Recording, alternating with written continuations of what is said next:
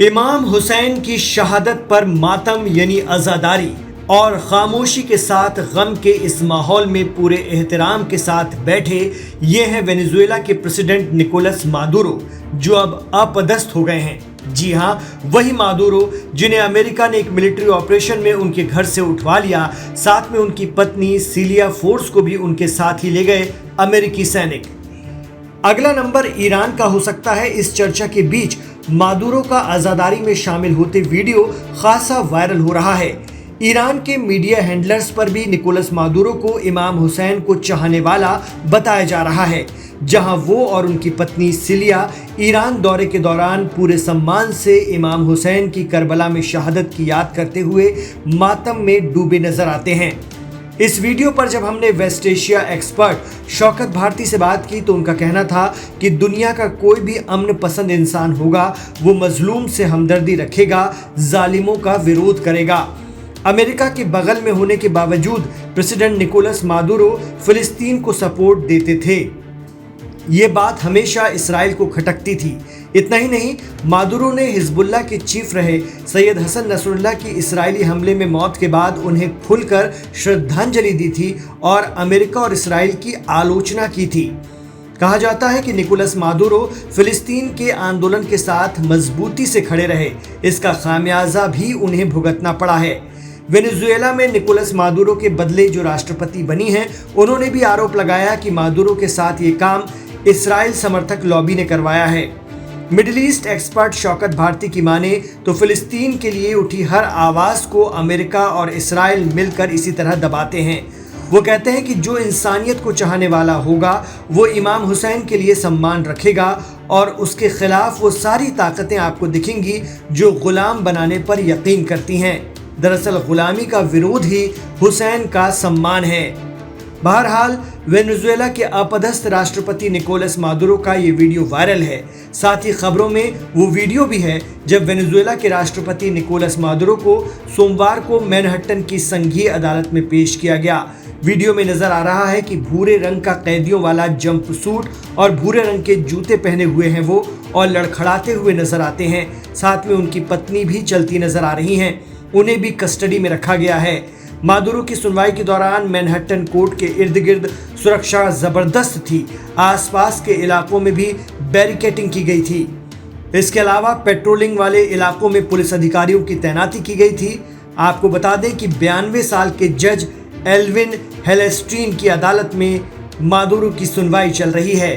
जिस तरह से प्रेसिडेंट निकोलस मादुरो को उनकी पत्नी सहित उठाकर ले गए अमेरिकी सैनिक, इस वाक़े के बाद पूरी दुनिया में तरह तरह की चर्चा शुरू हो गई है। लोग बहसो मुबाहिसे में भी लगे हैं कि अब अगला नंबर किस मुल्क का हो सकता है। कोई कहता है कि लैटिन अमेरिका के कुछ और देशों को अमेरिका निशाना बनाएगा, जैसे वेनेजुएला के प्रेसिडेंट को पकड़कर वहां के तेल पर अमेरिका पूरा कंट्रोल हासिल करने जा रहा है। वैसे ही अगला नंबर ईरान का भी हो सकता है। ये बहस शुरू हो चुकी है कि ईरान के साथ भी अमेरिका ऐसा ही करेगा और ईरान के सुप्रीम लीडर इमाम आयतुल्लाह अली खामनेई को उठाकर ले जाएगा। वैसे भी अमेरिका ईरान में चल रहे महंगाई के खिलाफ प्रदर्शनों को लेकर धमकी दे रहा है कि अगर ईरान ने प्रदर्शनकारियों पर सख्ती की तो अमेरिकी फौजें तैयार हैं ईरान के खिलाफ कार्रवाई करने के लिए।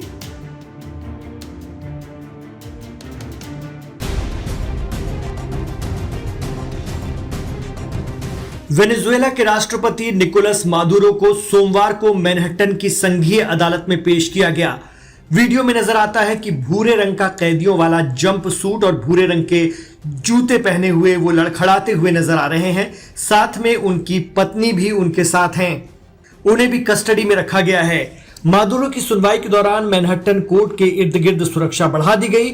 आसपास के इलाकों में जबरदस्त बैरिकेडिंग थी।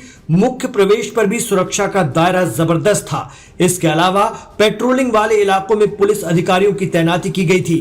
इस मामले में 92 साल के जज एल्विन हेलेस्ट्रीन की अदालत फैसला सुनाएगी। एल्विन को साल 1998 में राष्ट्रपति बिल क्लिंटन ने नियुक्त किया था। आपको बता दें कि वेनेजुएला के राष्ट्रपति निकोलस मादुरो को न्यूयॉर्क के ब्रुकलिन जेल में रखा गया है और लंबे समय से यह जेल गंभीर अव्यवस्थाओं को लेकर चर्चा में रहा है। ये हालात रहे हैं कि कुछ जजों ने तो अपने आरोपियों को वहां भेजने से इनकार तक कर दिया। अमेरिका के न्याय मंत्रालय ने मादक पदार्थों की तस्करी और टेररिज्म का इल्जाम वेनेजुएला के प्रेसिडेंट निकोलस मादुरो पर लगाया है। अमेरिकी अधिकारियों के मुताबिक मादुरो के खिलाफ की जा रही कार्रवाई लंबे समय से चल रही जांच और अभियोग का नतीजा है। मादुरो और उनके करीबी सहयोगियों पर अमेरिका में पहले से ही ड्रग तस्करी, हथियारों की अवैध सप्लाई और संगठित अपराध से जुड़े मामलों में आरोप दर्ज हैं। अब न्यूयॉर्क की अदालत में इन आरोपों पर कानूनी प्रक्रिया आगे बढ़ रही है। मादुरो की गिरफ्तारी और अमेरिका में पेशी को लेकर इंटरनेशनल सतह पर तीखी प्रतिक्रिया सामने आई है। चीन और ईरान समेत मादुरो के कुछ सहयोगी देशों ने अमेरिका से उनकी तत्काल रिहाई की मांग की है। बीजिंग ने इस कार्रवाई को इंटरनेशनल कानून का उल्लंघन बताया है और कहा है कि किसी भी संप्रभु देश के नेता को इस तरह हिरासत में लेना बिल्कुल भी स्वीकार्य नहीं होगा। इस बीच वेनेजुएला में सत्ता परिवर्तन की प्रक्रिया भी तेज हो गई है। मादुरो की गिरफ्तारी के बाद उपराष्ट्रपति डेल्सी रोड्रिगेज को देश का नया नेता नियुक्त किया गया है। निकोलस मादुरो पर न्यूयॉर्क कोर्ट में पेशी सिर्फ एक कानूनी प्रक्रिया नहीं बल्कि वेनेजुएला और अमेरिका के बीच लंबे समय से चले आ रहे टकराव का नया अध्याय मानी जा रही है। आने वाले दिनों में यह मामला न सिर्फ अमेरिकी अदालतों बल्कि वैश्विक कूटनीति में भी बड़ी बहस का मौजू बनेगा।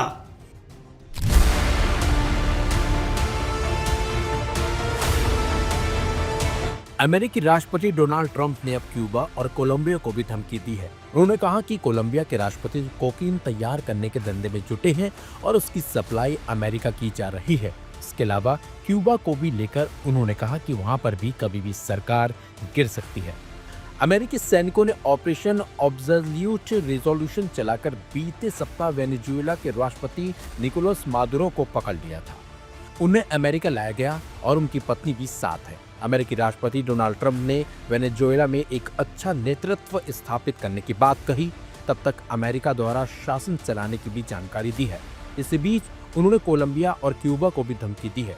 उन्होंने कोलंबिया के राष्ट्रपति गुस्तावो पेट्रो को भी धमकी दी है और कहा कि वहां के नेता भी वेनेजुएला की तरह शासन कर रहे हैं। उनका इतना ही काम है कि कोकीन बनाओ और फिर उसे अमेरिका में बेच दो।